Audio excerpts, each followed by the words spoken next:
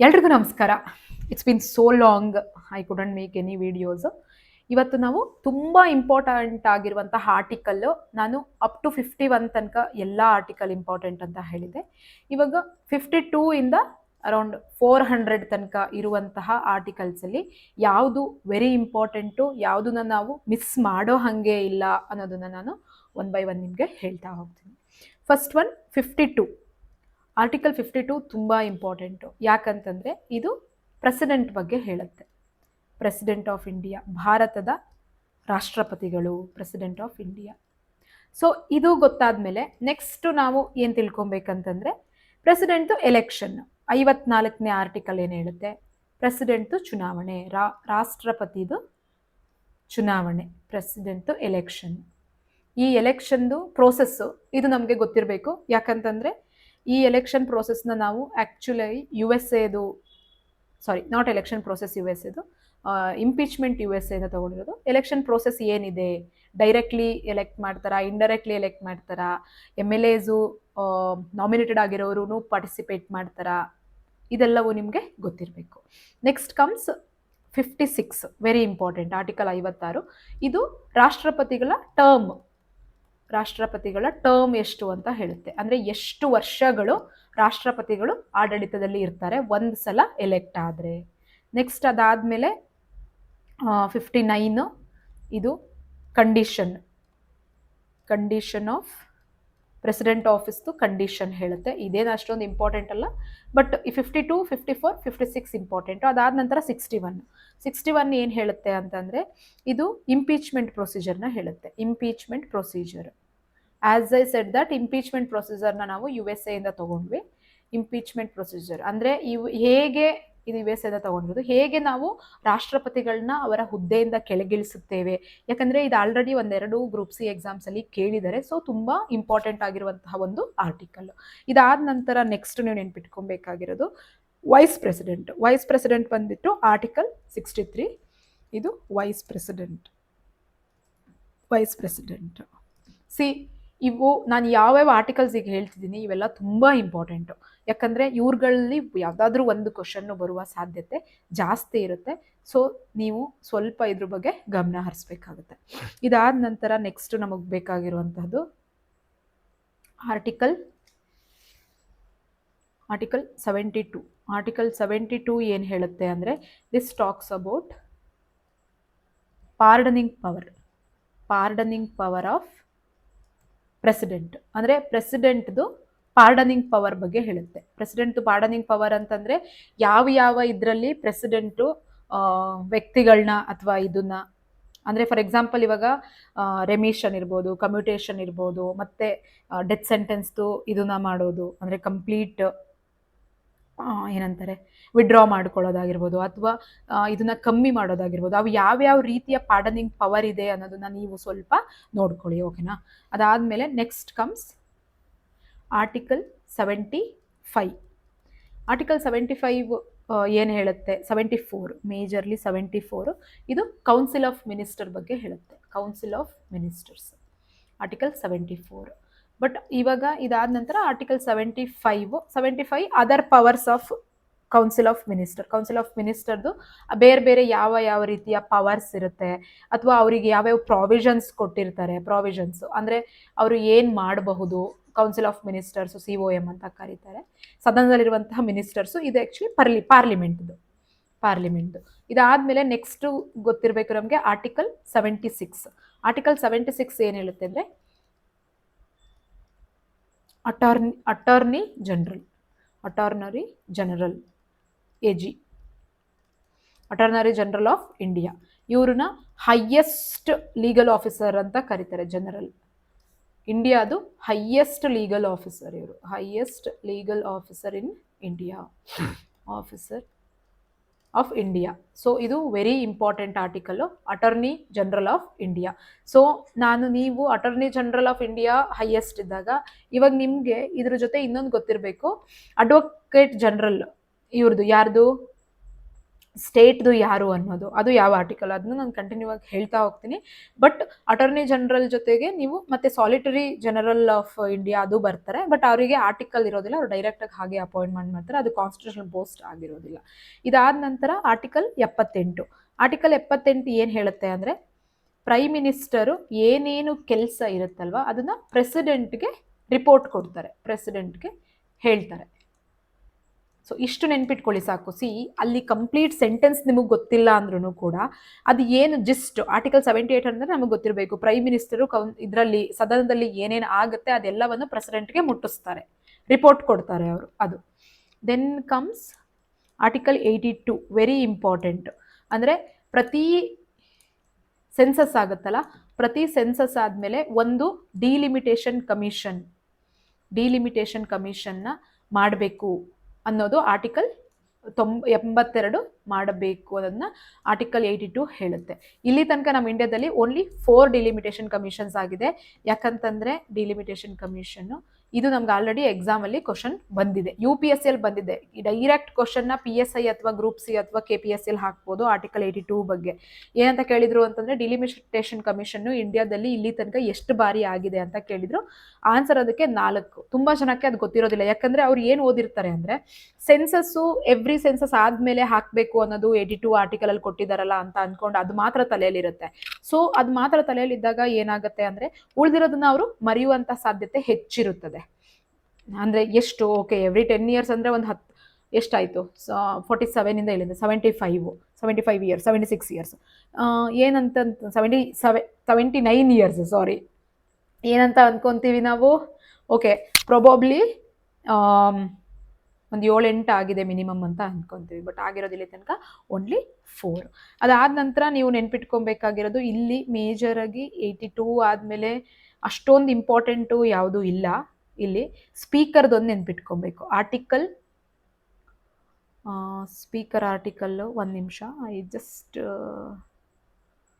Speaker and chairman ಎರಡು ಒಟ್ಟಿಗೆ ಬರುತ್ತೆ. ಓಕೆ ಸಾರಿ, ಇದು ಆರ್ಟಿಕಲ್ 93. ಸಾರಿ, ನನಗೊಂದು ಸ್ವಲ್ಪ ಕನ್ಫ್ಯೂಸ್ ಆಯಿತು 89 ಅಂತ. ಇದು ಆರ್ಟಿಕಲ್ 93 ಸ್ಪೀಕರ್, ಯಾಕಂದರೆ ಇದು ಕೂಡ ವೆರಿ ಇಂಪಾರ್ಟೆಂಟ್ ಆದಂತಹ ಆರ್ಟಿಕಲ್. ಅದಾದಮೇಲೆ ನೆಕ್ಸ್ಟ್ ನೀವು 98 ನೆನ್ಪಿಟ್ಕೋಬೇಕು, ಆರ್ಟಿಕಲ್ 98, ಯಾಕಂದರೆ ಇದು ಸೆಕ್ರೆಟ್ರಿಯೇಟ್ ಅಂದರೆ ಸಚಿವಾಲಯ ಬಗ್ಗೆ ಇದು ಹೇಳುತ್ತೆ. ಸಚಿವಾಲಯ ಇದು ತುಂಬ ಇಂಪಾರ್ಟೆಂಟ್ ಆದಂತಹ ಆರ್ಟಿಕಲ್. Next article 99. ಆರ್ಟಿಕಲ್ 99 ಏನು ಹೇಳುತ್ತೆ ಅಂದರೆ, oath and affirmation. Article 99 oath and affirmation of the members, oath ಮತ್ತು ಅಫರ್ಮೇಷನ್ ಬಗ್ಗೆ ಹೇಳುತ್ತೆ. ಇಲ್ಲಿ ತನಕ ಇದು ಕ್ವಶನ್ ಆಗಿಲ್ಲ, ಬಟ್ ಆಗಬಾರ್ದಂತ ಏನಿಲ್ಲ. Next article 100. ಇವೆಲ್ಲವನ್ನು ನೀವು ನಾನು ಹೇಳೋದನ್ನ ನೀವು ಒಂದ್ಸಲ ಮುಂಚೆನೇ ಓದಿದ್ರೆ ನಿಮ್ಗೆ ಇದು ರಿವಿಷನ್ ಮಾಡೋಕ್ಕೆ ಡೆಫಿನೆಟ್ಲಿ ಹೆಲ್ಪ್ ಆಗುತ್ತೆ. ಆರ್ಟಿಕಲ್ 100 ಏನು ಹೇಳುತ್ತೆ ಅಂದರೆ, ಕೋರಮ್.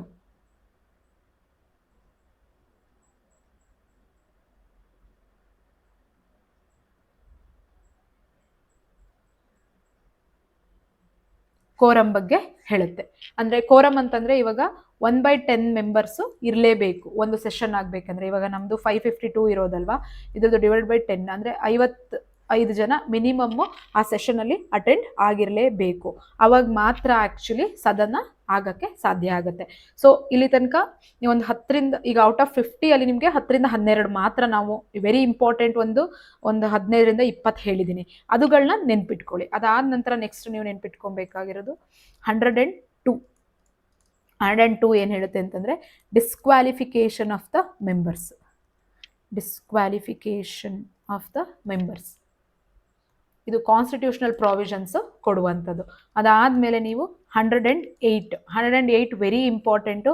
ಇದು ಜಾಯಿಂಟ್ ಸಿಟ್ಟಿಂಗ್ ಬಗ್ಗೆ ಕೊಡುತ್ತೆ ಇನ್ಫಾರ್ಮೇಷನ್. ಜಾಯಿಂಟ್ ಸಿಟ್ಟಿಂಗ್ ಅಂತಂದರೆ ಬೋತ್ ಲೋಕಸಭಾ ಮತ್ತು ರಾಜ್ಯಸಭಾ ಯಾವುದಾದ್ರೂ ಒಂದು ಬಿಲ್ಲು ಎರಡೂ ಸದನಗಳು ಅದನ್ನು ಸಭೆಗಳು ಒಪ್ಕೊಂಡಿಲ್ಲ ಅಂದಾಗ, ಅಲ್ಲಿ ಏನಾದ್ರು ಕಾನ್ಫ್ಲಿಕ್ಟ್ ಇದ್ದರೆ ಅದನ್ನು ಒಟ್ಟಿಗೆ ಕೂತ್ಕೊಂಡು ಡಿಸೈಡ್ ಮಾಡೋಕ್ಕೆ ಅಂತ ಹೇಳಿ ಜಾಯಿಂಟ್ ಸಿಟ್ಟಿಂಗ್ ಮಾಡ್ತಾರೆ. ಇಲ್ಲಿ ನೀವು ನೆನ್ಪಿಟ್ಕೊಬೇಕಾಗಿರೋ ಇನ್ನೊಂದು ವಿಷಯ ಏನಂದರೆ, ಜಾಯಿಂಟ್ ಸಿಟ್ಟಿಂಗ್ನ ಹೆಡ್ ಮಾಡೋದು speaker, not a chairman of the Rajya Sabha. ಇದೊಂದು ನೆನ್ಪಿಟ್ಕೊಳ್ಳಿ. ಅದಾದ ನಂತರ ಆರ್ಟಿಕಲ್ 110 ಏನು ಹೇಳುತ್ತೆ ಅಂದರೆ, ಇದು ಮನಿ ಬಿಲ್ ಬಗ್ಗೆ ಹೇಳುತ್ತೆ, ಹಣಕಾಸು ಬಿಲ್ ಬಗ್ಗೆ. ಮನಿ ಬಿಲ್ ಬಗ್ಗೆ ಆರ್ಟಿಕಲ್ 110 ಹೇಳುತ್ತೆ. Then comes article 112. ಆರ್ಟಿಕಲ್ 112 ಏನು ಹೇಳುತ್ತೆ ಅಂದರೆ, annual financial bill. Annual financial bill ಅಂದರೆ ಇದರ ಅರ್ಥ ಬಜೆಟ್ ಬಗ್ಗೆ ಯಾವುದಾದ್ರೂ ಒಂದು ಆರ್ಟಿಕಲ್ ಮಾತಾಡುತ್ತೆ ಅಂದರೆ ಅದು 112. ಆ್ಯಂಡ್ ಬಜೆಟ್ ಅನ್ನೋದು ಡೈರೆಕ್ಟ್ ಆಗಿ ಮೆನ್ಷನ್ ಆಗಿಲ್ಲ, ಇದು ಆ್ಯನ್ಯುವಲ್ ಫಿನಾನ್ಷಿಯಲ್ ಸ್ಟೇಟ್ಮೆಂಟ್ ಅಥವಾ ಆ್ಯನ್ಯುವಲ್ ಫಿನಾನ್ಷಿಯಲ್ ಬಿಲ್ ಅಂತಾನೆ ಕರೀತಾರೆ. ಇದಾದ ನಂತರ 117 ಫೈನಾನ್ಸ್ ಬಿಲ್ ಬಗ್ಗೆ ಮಾತಾಡುತ್ತೆ. ನಿಮಗೆ ಗೊತ್ತಿರಬಹುದು, ಆರ್ಡಿನರಿ ಬಿಲ್ಲು, ಮನಿ ಬಿಲ್ಲು ಮತ್ತೆ ಫೈನಾನ್ಸ್ ಬಿಲ್ ಅಂತ 3 ಬಿಲ್ ಇದೆ. ಮನಿ ಬಿಲ್ನ 110 ಮಾತಾಡುತ್ತೆ. 112 ಬಗ್ಗೆ ಬಜೆಟ್, ಆರ್ಟಿಕಲ್ 112 ಅಲ್ಲಿ ಬಜೆಟ್ ನ ಮೆನ್ಷನ್ ಆಗಿದೆ, ಅದನ್ನ ಆನ್ಯುವಲ್ ಫಿನಾನ್ಷಿಯಲ್ ಸ್ಟೇಟ್ಮೆಂಟ್ ಅಂತ ಕರೀತಾರೆ. Then comes 117. ಸಿ, ಇದು ಈ ವಿಡಿಯೋ ಯಾರಿಗೆ ಹೆಲ್ಪ್ ಆಗುತ್ತೆ ಅಂದ್ರೆ, ಯಾರಿಗೆ ಆಲ್ರೆಡಿ ಆರ್ಟಿಕಲ್ಸ್ ಬಗ್ಗೆ ನಾಲೆಡ್ಜ್ ಇದೆ ಅವ್ರಿಗೆ ಹೆಲ್ಪ್ ಆಗುತ್ತೆ. ಯಾಕೆ ಅಂತ ಅಂದ್ರೆ, ಈ ವಿಡಿಯೋದಲ್ಲಿ ನಾನು ಕಂಪ್ಲೀಟ್ ಇನ್ ಡೀಟೇಲಿಂಗ್ ಆಗಿ ಹೇಳ್ತಾ ಇಲ್ಲ, gist of the very important article ಹೇಳ್ತಾ ಇದ್ದೀನಿ. ಮತ್ತೆ ಮ್ಯಾಮ್ ನೀವು ಹೇಳಿದ್ ನನ್ಗೆ ಅರ್ಥ ಆಗಿಲ್ಲ, it's not a polity class, it's a revision class. ಈ ಡಿಫ್ರೆನ್ಸ್ ನಿಮಗೆ ಗೊತ್ತಿರಬೇಕು. ಅಂಡ್ ಈ ವಿಡಿಯೋನ ನೀವು ರಿಪೀಟೆಡ್ಲಿ 1-2-3 ಟೈಮ್ಸ್ ನೋಡಿದ್ರೆ ಯಾವ್ಯಾವ್ದು ಇಂಪಾರ್ಟೆಂಟ್ ಆರ್ಟಿಕಲ್ಸ್ ಅದು ನಿಮ್ಮ ತಲೆಯಲ್ಲಿ ಸ್ಟಿಕ್ ಆನ್ ಆಗಿ ಕೂತ್ಕೊಳ್ಳುತ್ತೆ. I can assure you in that. Then comes 120. Article 120 ಏನು ಹೇಳುತ್ತೆ ಅಂದರೆ, ಲ್ಯಾಂಗ್ವೇಜ್ ಯೂಸ್ಡ್ ಇನ್ ಪಾರ್ಲಿಮೆಂಟ್ ಅಲ್ಲಿ ಯಾವ ಭಾಷೆ ಯೂಸ್ ಮಾಡಬೇಕು ಅನ್ನೋದನ್ನ ಆರ್ಟಿಕಲ್ 120 ಹೇಳುತ್ತದೆ. ಇದಾದ ನಂತರ ಆರ್ಟಿಕಲ್ 123 ವೆರಿ ಇಂಪಾರ್ಟೆಂಟು. ಇದು ಸುಗ್ರೀವಾಜ್ಞೆ ಅಥವಾ ಆರ್ಡಿನೆನ್ಸ್ ಬಗ್ಗೆ ಈ ಆರ್ಟಿಕಲ್ ಹೇಳುತ್ತೆ. ಸುಗ್ರೀವಾಜ್ಞೆ ಅಥವಾ ಆರ್ಡಿನೆನ್ಸ್. ಇದಾದ ನಂತರ ನೆಕ್ಸ್ಟ್ ಇಂಪಾರ್ಟೆಂಟು ಆರ್ಟಿಕಲ್ 124. ಇದು supreme court, establishment of the supreme court ಬಗ್ಗೆ ಇದು ಹೇಳುತ್ತದೆ. ಇದಾದ ನಂತರ ನಮಗೆ ತುಂಬಾ ಇಂಪಾರ್ಟೆಂಟು ಆರ್ಟಿಕಲ್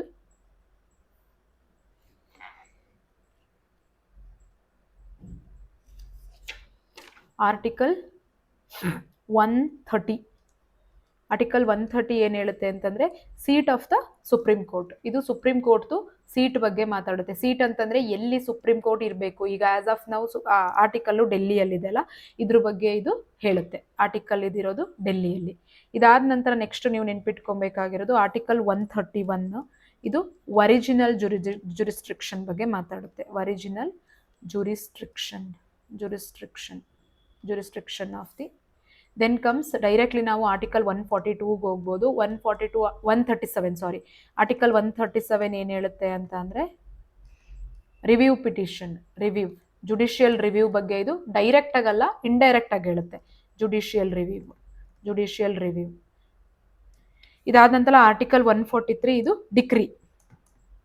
ಅಂದರೆ ಯಾವುದೇ ಒಂದು ಕೇಸ್ನ, ಒಂದು ಸುಪ್ರೀಂ ಕೋರ್ಟ್ ಯಾವುದೇ ಒಂದು ಕೇಸ್ನ ಹೇಗೆ ಆರ್ಡರ್ ಅಥವಾ ಅದನ್ನ ಏನು ಮಾಡುತ್ತೆ ಅಂತ ಅಂದರೆ, ಡಿಸ್ಕವರಿ ಮಾಡುವಂಥದ್ದು. ಫಾರ್ ಎಕ್ಸಾಂಪಲ್, ಇವಾಗ ಏನೋ ಒಂದು ಆರ್ಡರ್ನ ಅವ್ರು ಕೊಟ್ಟಿದ್ದಾರೆ, ಅದಕ್ಕೆ ಡಿಕ್ರಿ ಅನ್ನೋದನ್ನ ಒಂದು ವರ್ಡ್ನ ನೆನ್ಪಿಟ್ಕೊಂಡ್ರೆ ನಿಮಗೆ ಅದು ಈಸಿಯಾಗಿ ನೆನಪಿರುತ್ತೆ. ಅದಾದ ನಂತರ ಆರ್ಟಿಕಲ್ 143 ಏನು ಹೇಳುತ್ತೆ ಅಂತಂದರೆ, ಸುಪ್ರೀಂ ಕೋರ್ಟ್ನ ಪ್ರೆಸಿಡೆಂಟು ಸಲಹೆ ಕೇಳುವುದು. ಸುಪ್ರೀಂ ಕೋರ್ಟ್ನ ಸಲಹೆ ಕೇಳ್ತಾರೆ. ಅಂದರೆ president will ask supreme court for certain ಸಲಹೆಗಳು. ಅದು article 143. Then comes article 148. Article 148 talks about the ಕ್ಯಾಗ್ದು ಇದು highest accountant job in India. So CAG 148. ಇದಾದ ನಂತರ ನೀವು ನೆನ್ಪಿಟ್ಕೊಬೇಕಾಗಿರೋದು ಮೇಜರ್ಲಿ 153. ಇದು ಗವರ್ನರ್ ಆಫ್ ದಿ ಸ್ಟೇಟ್. 153. ಇದಾದ ನಂತರ ನೀವು ನೆನ್ಪಿಟ್ಕೊಬೇಕಾಗಿರೋದು 161 ಪಾರ್ಡನಿಂಗ್ ಪವರ್ ಆಫ್ ಗವರ್ನರ್ದು ಪಾರ್ಡನಿಂಗ್ ಪವರ್ಸ್. ಅದರಲ್ಲಿ ನಾವು ಆಗಲೇ ಹೇಳ್ದಂಗೆ commutation, remittance, revise, then pardon. ಇಷ್ಟು ನೀವು ನೆನ್ಪಿಟ್ಕೊಳ್ಳಿ. ಇದಾದಮೇಲೆ ನೆಕ್ಸ್ಟ್ ಬರೋದು 163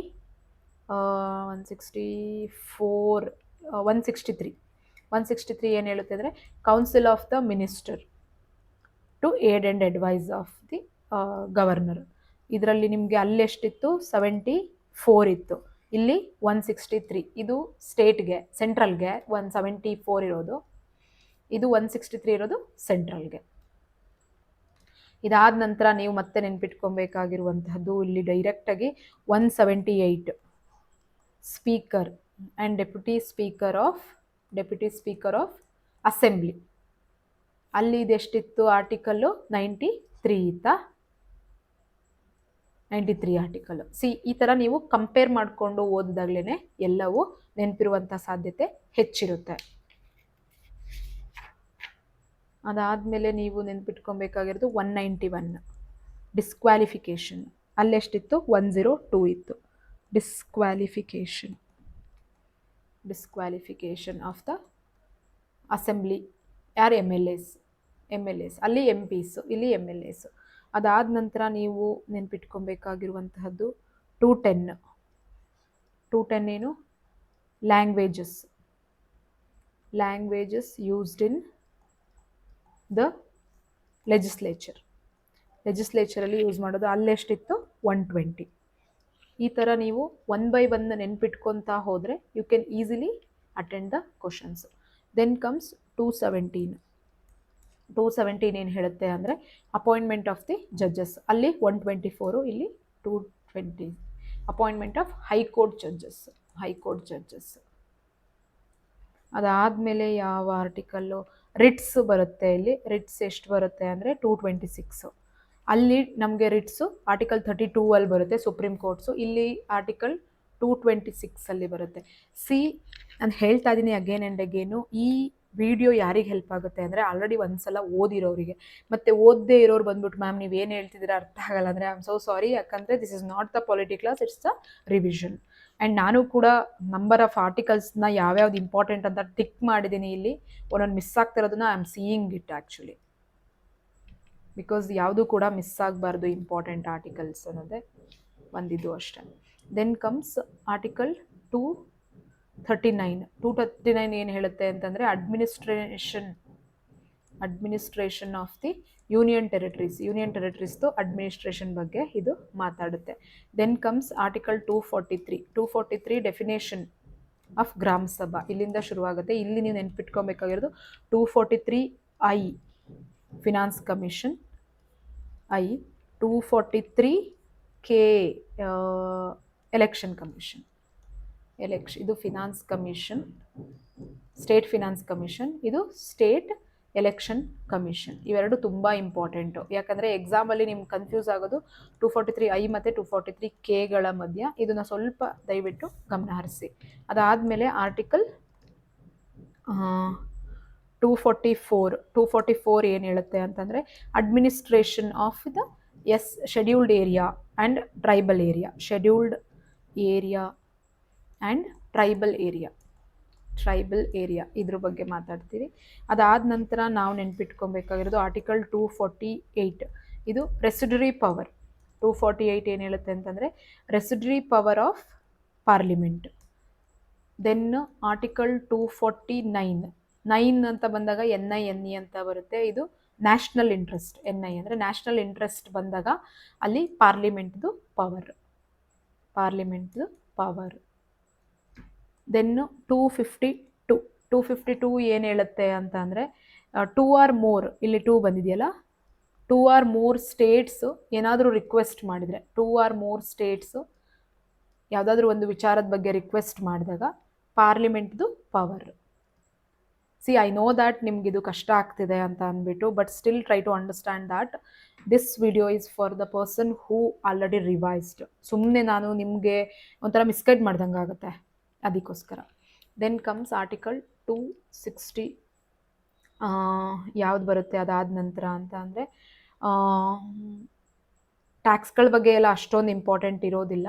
then you have to know that 262 article talks about the interstate water dispute ಬಗ್ಗೆ ಇದು ಬರುತ್ತೆ, water dispute. Then article 263 talks about the interstate council. ಅದಾದಮೇಲೆ article 279 I'll check this and I'll just comment. GST ಇದು 279 or 69, I got confused.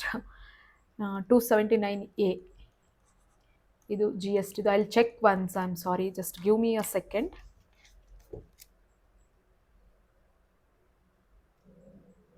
I am so sorry for that. GST article.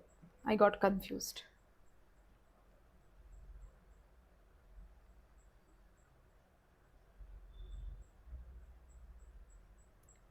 GST 279.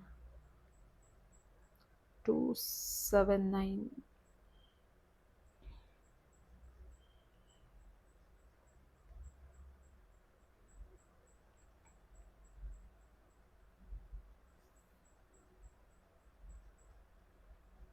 Yes, I'm right.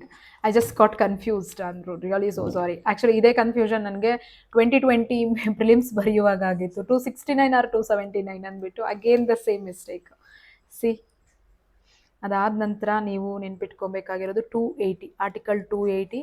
ಇದು finance commission of India. Finance commission of India. Finance commission of India. ಅದಾದಮೇಲೆ next important articles 270 ಆದಮೇಲೆ directly you can go for 300A. It's a property right. Property right ಬಗ್ಗೆ ಇರುವಂತಹ article. ಅದಾದಮೇಲೆ ನಿಮಗೆ important 312. 312 talks about the all India service. All India service ಬಗ್ಗೆ ಹೇಳುತ್ತೆ. All India service. I know that some students will ask, ma'am ನಿಮಗೆ ಗೊತ್ತಿಲ್ಲ ನನಗೇನು teach ಮಾಡ್ತೀರಾ ಅಂತ. See, remembering so many article in one go, it's not easy, but still I tried my best. I am sorry, I just got struck there.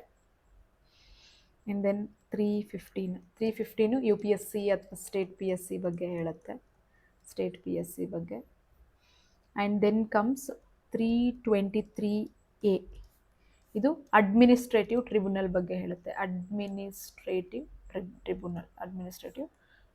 Tribunal. ಅದಾದಮೇಲೆ next 338. 338A, 338B. ಇದು NCSC. ಇದು national commission for ST. ಇದು national commission for OBC. ಇದು ತುಂಬ important articles. ಇವುಗಳಲ್ಲಿ ಯಾವುದಾದ್ರೂ ಒಂದು ನಿಮಗೆ ಕೇಳೋ ಸಾಧ್ಯತೆ ಇರುತ್ತೆ. 338A national commission for scheduled caste, 38A national commission for scheduled tribe, national commission for OBC. ಇದು ನಿಮಗೆ ಗೊತ್ತಿರಬೇಕು. ಅದಾದಮೇಲೆ ನೆಕ್ಸ್ಟ್ ಬರೋದು ಡೈರೆಕ್ಟಾಗಿ we can jump to 343. 343 it is official language of India. Official languages of India. ಇದಾದ ನಂತರ 350B. 350B ಏನು ಹೇಳುತ್ತೆ ಅಂತಂದರೆ special officer for linguistic minority. ಇದು ಆಲ್ರೆಡಿ ಒಂದ್ಸಲ ಕ್ವಶನ್ ಆಗಿದೆ 350B ಬಗ್ಗೆ. ಸೊ ದಯವಿಟ್ಟು, ನಾನು ಯಾಕೆ ಆರ್ಟಿಕಲ್ನ ಪದೇ ಪದೇ ಹೇಳ್ತಾ ಇರ್ತೀನಿ ಅಂತ ಅಂದರೆ, ನನಗೂ ಕೂಡ ರಿಪೀಟೆಡ್ಲಿ ಓದಿರೋದ್ರಿಂದನೇ ಇವೆಲ್ಲ ನೆನಪಾಗಿರೋದು. ಇಲ್ಲ ಅಂತ ಅಂದರೆ ನನಗೂ ಕೂಡ ತುಂಬ ಕಷ್ಟ ಆಗ್ತಿದೆ. It's not easy. 100-200 ಆರ್ಟಿಕಲ್ಸ್ನ ನೆನ್ಪಿಟ್ಕೊಳ್ಳೋದು ಇನ್ನು one go, that's very difficult. But we have to try. We can try. And ಎಷ್ಟೇ ನೆನಪಿದ್ರೂ ಕೂಡ some articles we will confuse with the numbers. Like ನಂದು GST ಕೌನ್ಸಿಲ್ ಆದಂಗೆ 269 249 79 ಅನ್ನೋದು ಆಗುತ್ತೆ. ಬಟ್ ನೀವು ರಿಪೀಟೆಡ್ಲಿ ಓದ್ತಾ ಇದ್ದಾಗ you can just do. Then 352 national emergency. 356 ಇದು ಸ್ಟೇಟ್ ಎಮರ್ಜೆನ್ಸಿ ಅಥವಾ governor rule. National emergency, state emergency ಅಥವಾ ಗವರ್ನರ್ ರೂಲ್. ಅದಾದಮೇಲೆ ನೆಕ್ಸ್ಟು 360 ಫಿನಾನ್ಷಿಯಲ್ ಎಮರ್ಜೆನ್ಸಿ. ಆಮೇಲೆ ನಿಮಗೆ ವೆರಿ ಇಂಪಾರ್ಟೆಂಟಾಗಿ ಕೇಳುವಂಥದ್ದು 371ನಲ್ಲಿ ಸ್ಪೆಷಲ್ ಸ್ಟೇಟ್ ಕೆಟಗರೀಸ್ ಕೊಟ್ಟಿದ್ದಾರೆ. ಈ ಸ್ಟೇಟ್ ಎಕ್ಸಾಮ್ಸಿಗೆ ಅವರು ಡೈರೆಕ್ಟಾಗಿ ಬೇರೆ ಯಾವ ಸ್ಟೇಟ್ಸ್ನು ಕೇಳೋದಿಲ್ಲ, ಯಾಕಂದರೆ ನಮ್ಮ ಕರ್ನಾಟಕಕ್ಕೆ ಕೊಟ್ಟಿರುವಂಥದ್ದು 371J ಇದೆ. ಇದು special provision for special provision for Karnataka ಕೊಟ್ಟಿರುವಂಥದ್ದು. ಇಲ್ಲಿ ನಿಮಗೆ ಯಾವ ಯಾವ ಏನದು ಸ್ಟೇಟ್ಸಿಗೆ ಕೊಟ್ಟಿದ್ದಾರೆ ಸ್ಪೆಷಲ್ ಪ್ರಾವಿಷನ್ನು ಅನ್ನೋದು ನಿಮಗೆ ಗೊತ್ತಿರಬೇಕು. This is all about the very important article which we have to remember and which you have to learn for the group C exams. I am sorry for the inconvenience. ಇಷ್ಟನ್ನ ನೀವು ನೋಡಿಕೊಂಡ್ರೆ ಎಕ್ಸಾಮಲ್ಲಿ ಬಂದಾಗ almost you can attend certain questions ಯಾವುದು article related ಬರುತ್ತೆ. ಯಾಕಂದರೆ ಇದನ್ನ ಬಿಟ್ಟು ಇನ್ನೂ ಕೇಳಿದರೆ ನಾನು ಹೇಳ್ತಾ ಇರೋದು ನಿಮ್ಗೆ ಇಷ್ಟು ಮಿನಿಮಮ್ ಗೊತ್ತಿರಲೇಬೇಕಂತ. ಅವಾಗ ಅಟ್ಲೀಸ್ಟ್ ಅಲ್ಲಿ ನಿಮಗೆ ಹೊಂದಿಸಿ ಬರೆಯಿರಿ ಏನೋ ಒಂದು ಕೊಟ್ಟಾಗ you can answer the correct answer. I am sorry for that inconvenience ಮಿಡ್ಲಲ್ಲಿ. That's all for the day. Will meet in the next video. Thank you one and all.